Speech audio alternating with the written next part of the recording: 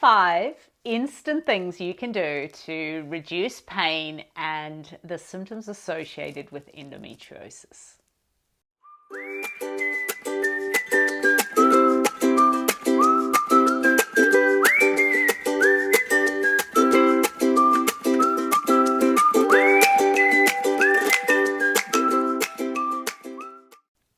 So endometriosis is a condition where you experience inflammation to the highest degree.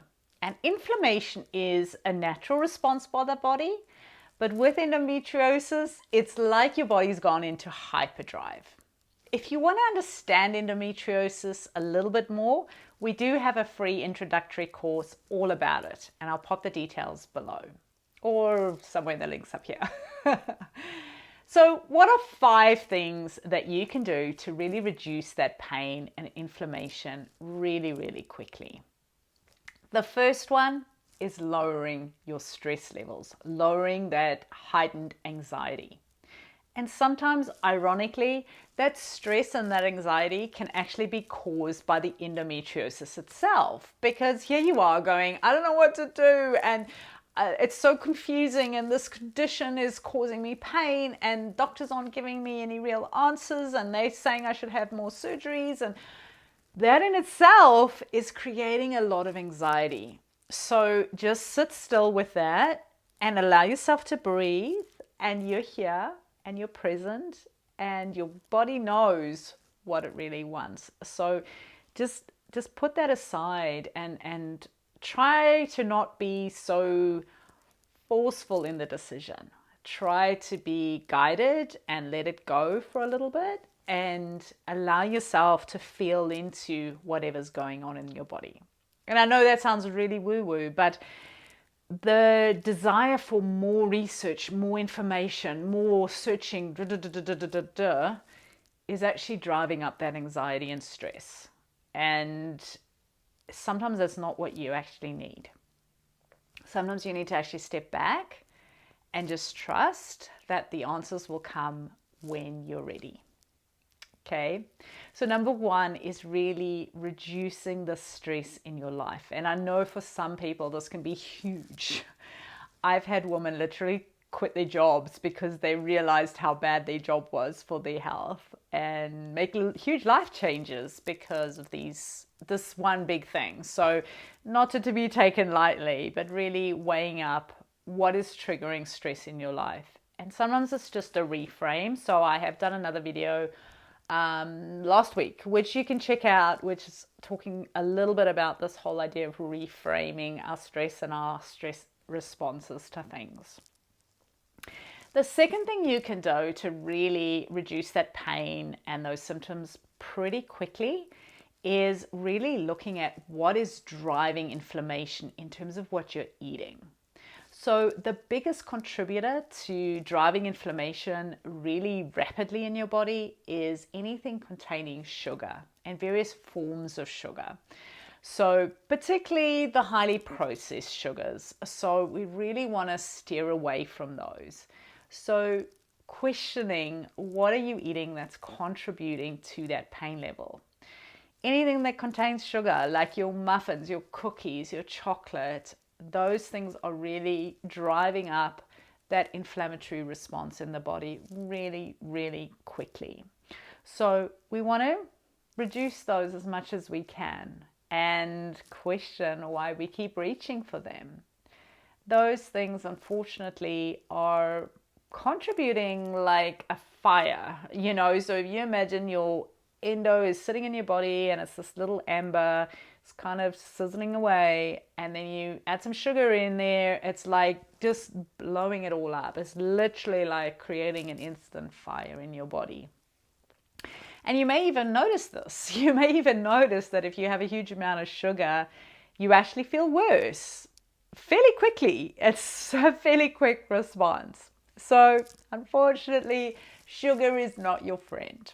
Okay, it is really not helping, and there's a lot of reasons for this. The biggest reason is that it drives up the insulin in your bloodstream, and insulin is a contributor to that inflammatory response, and therefore more inflammatory response means more of the endo reactions. So more of that pain, more endo development, more adhesions, all the things you don't want. So you almost want to look at sugar like your biggest enemy and you'll be way better off, okay?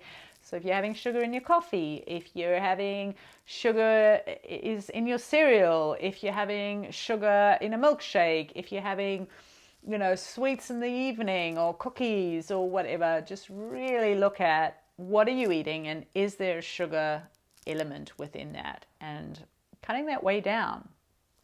And this can seem really, really hard because we often associate sugary things with feeling better. So maybe you had a shit day and then you naturally want to have sugar. That kind of gives us a little bit of feeling better for a moment. So that comes back to the first one of really questioning, why do we need these things in our life? Why do we have such high levels of anxiety that we feel the need for sugar in our life? Okay. And I know that can be confronting, so just honor yourself and where you're at. But it's really about just acknowledging and recognizing the patterns, and you can gain strength from that. You can really shift that if you understand it and what's driving it, rather than just saying, I can't have this and I can't have that, but actually questioning, why do I want that thing? What is it that's driving this desire for things that I know aren't inherently that good for me? Okay. Number 3 is really looking at your liver health. So when the liver isn't working great, particularly with endo, it actually can cause a host of different things to happen.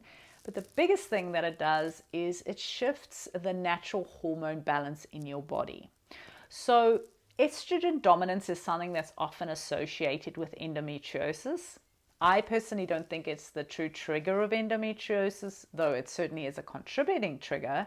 But there's more to endo than that. And once again, if you haven't seen my introductory course, go and check that out. Estrogen dominance is ultimately where there's too many estrogens and not enough progesterone to counterbalance that. And part of the reason why this happens is because the liver is not working as well as it could. One of the terms often used by Chinese medicine is liver stagnation. So liver is, if you imagine, like almost sluggish, like it's overworked, like there's too much to do. And because of that, it's not able to effectively get rid of the excess estrogens. And when there's too many of anything in the body, there is an imbalance, and that imbalance causes other things. And in the case of endo, too much estrogen means more endometriosis, formation, growth, inflammation, etc. So we don't want that. So we want to support our liver in effectively getting rid of the excess estrogens. Now, there's lots of herbs that you can use to achieve this, but really looking at, why is your liver struggling? What's happening there? Why is your liver in that state of overworkedness? Obviously, you want to avoid alcohol. You want to avoid using too many painkillers because that's going to put a strain on your liver.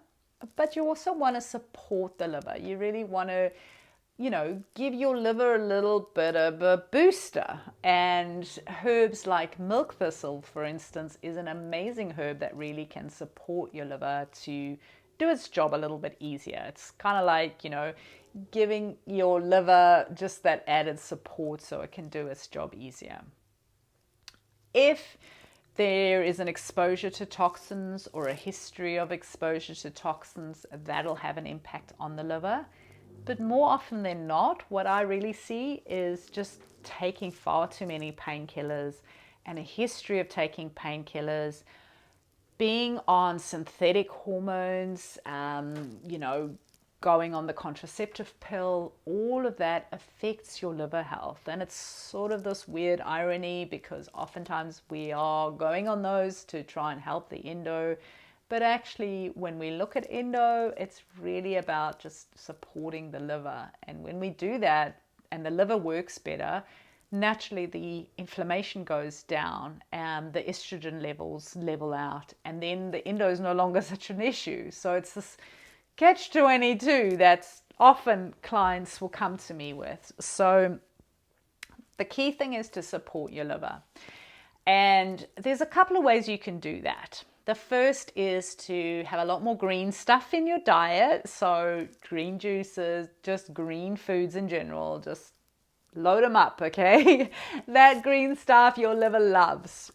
Your liver hates sugar, so yay, I've already mentioned that one.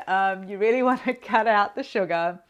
And your liver also hates any kind of toxicity exposure. So this is coming back to, what are you using in your cleaning in your house? What are you putting on your face? What creams are you using? What makeup are you using? All of those things contribute to toxicity, and that's going back on your liver's job. So we don't want to overload the liver. Okay, so those are a few tips for supporting your liver. So that was number 3. Number 4 is we really want to look at how we lower pain naturally in the body.